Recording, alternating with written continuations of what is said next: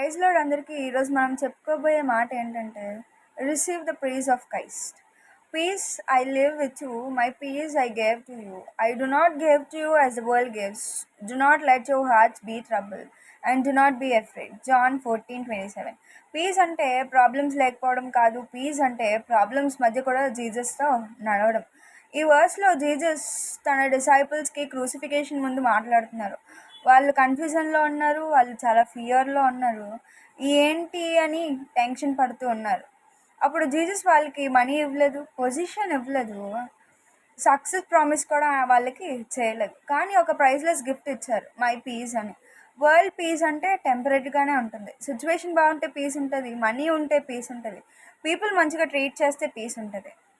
కానీ situation change అయితే, money పోతేనే పీపుల్ డిసప్పాయింట్ చేస్తే వరల్డ్ పీస్ కూడా డిసపియర్ అయిపోతుంది.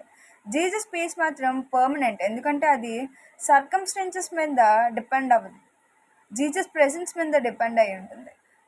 ఒక బైబిల్లో స్టోరీ చూసుకుంటే, ఒకరోజు జీసస్ తన డిసైపుల్స్తో పాటు బోట్లో జర్నీ చేస్తున్నారు. సడన్గా పెద్ద స్ట్రామ్స్ వచ్చి వేవ్స్ బోట్ని హిట్ చేస్తున్నాయి, వాటర్ బోట్లోనికి వచ్చేస్తున్నాయి. డిసైపుల్స్ చాలా భయపడుతున్నారు. వాళ్ళు అనుకుంటున్నారు ఇప్పుడు చనిపోతామేమో అని. కానీ జీసస్ బోట్లో పీస్ఫుల్గా నిద్రపోతూ ఉన్నారు. వాళ్ళు జీసస్ని లేపి, master don't you care if we perish అని అడుగుతున్నారు. జీసస్ లేచి స్ట్రామ్ని చూసి ఒక మాటలో కమాండ్ చెప్పారు, పీస్ బీ స్టీల్ అని. ఇమీడియట్గా విండ్ ఆగిపోయింది, సీ కామ్ అయింది. అప్పుడు జీసస్ డిసైపుల్స్ని అడిగారు, why are you so afraid, do you still have no faith on me అని అడిగారు. స్ట్రామ్స్ కన్నా పెద్ద పవర్ జీసస్ దగ్గర ఉంది. మన లైఫ్లో కూడా చాలా స్ట్రామ్స్ ఉంటాయి. ఫైనాన్షియల్ డిసీజెస్ ఉంటాయి, హెల్త్ ఇష్యూస్ ఉంటాయి, ఫియర్స్ ఉంటాయి, ఫ్యూచర్ ఎలా ఉంటుందో అని ఆలోచిస్తాం. కొన్నిసార్లు యాంగ్జైటీ ఉంటుంది, డిప్రెషన్స్ ఉంటాయి, లోన్లీనెస్ ఉంటుంది. కానీ సమ్టైమ్స్ మన ప్రేయర్కి కూడా త్వరగా ఆన్సర్ రాకపోవచ్చు. కానీ జీసస్ ప్రామిస్ ఏంటంటే, నేను నిన్ను వదిలిపెట్టను. ఆయన మనల్ని ఎట్టి పరిస్థితుల్లో కూడా ఆయన మనల్ని ఎప్పుడు వదిలిపెట్టడు. మన చెయ్యి ఆయన వదిలేడండి. మనమే ఇంకా ఆయన చెయ్యిని వదిలేసి అటు ఇటు పరిగెడుతూ ఉంటాం. కానీ ఎప్పుడు మనల్ని ఆయన మాత్రం ఎప్పుడు వదిలేడు. ఎందుకంటే మనల్ని కొనుక్కున్నాడు, మనం ఆయన సొత్తు కాబట్టి మన చెయ్యి ఎప్పుడు ఆయన విడిచిపెట్టడు. స్ట్రామ్స్ రిమూవ్ చేయడం కన్నా స్ట్రామ్స్ మధ్యలో మనకి పీస్ ఇవ్వడం జీసస్ స్పెషాలిటీ. ఆ స్పెషాలిటీ ఎవరికీ లేదు. ఇప్పుడు చూద్దాం, Jesus peace versus world peace. World peace గొప్పదా, జీసస్ పీస్ గొప్పదా అనేది మనం ఇక్కడ చూద్దాం.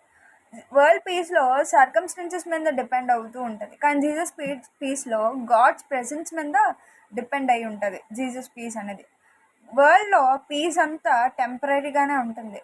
డబ్బు చూస్తే పీస్ వస్తుంది అంటారు, మంచిగా ట్రీట్ చేస్తే పీస్ వస్తుంది అంటారు, ఒక మంచి ఎవరు లేని ప్లేస్లో కూర్చుంటే పీస్ వస్తుంది అంటారు, టెర్రస్ పైన కూర్చుంటే, ఆ ట్రీస్ దగ్గర కూర్చుంటే పీస్ వస్తుంది అంటారు. కానీ అదంతా టెంపరీ పీస్. గాడ్లో మాత్రం పర్మనెంట్ పీస్ దొరుకుతుంది. ప్రేయర్ చేయి, బైబిల్ చదువు, ఆ పీస్ ఏంటో నీకు అర్థమవుతుంది. అక్కడ సిచ్యువేషన్ చేంజ్ అయితే డిసప్పేర్ అయిపోతుంది పీస్ అనేది.